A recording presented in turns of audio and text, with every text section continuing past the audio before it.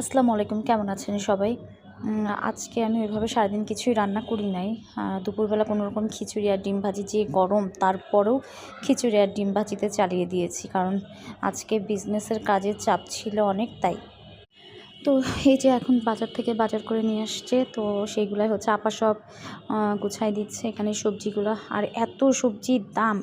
ফুলকপি ৫০ টাকা, ছোট্ট দেখেন ওইটুকু একটা ফুলকপির দাম ৫০ টাকা। তো আমি আবার মুরগির মাংসটা বসিয়ে দিয়েছি। বসিয়ে দিয়ে আপাকে বলতেছিলাম যে সবজিগুলো কেটে দিতে। ফুলকপি, আলু ভাজি করব।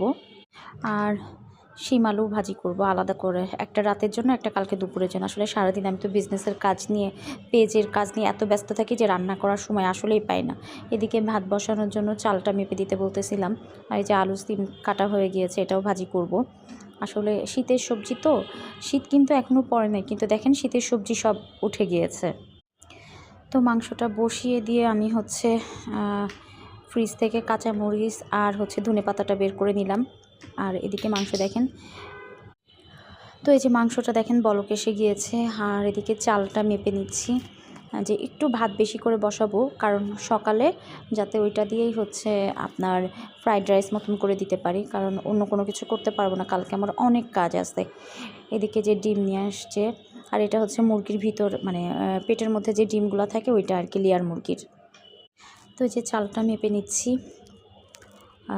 মানে ভাত বসালে এই ভাত আবার মানে আপনার বেশি পানি দেওয়া লাগে না, আমরা অবশ্য নাজির শালটা খাই। তো এদিকে হচ্ছে যে আপা একটা বক্স চাইলো সবজি কেটে রাখবে বলে, আপাকে দিয়ে দিলাম। এদিকে ভাত বসানোর জন্য রাইস কুকারে ভাত বসাই দিব, একটু রাইস কুকারটা গরম দিয়ে দিয়েছি।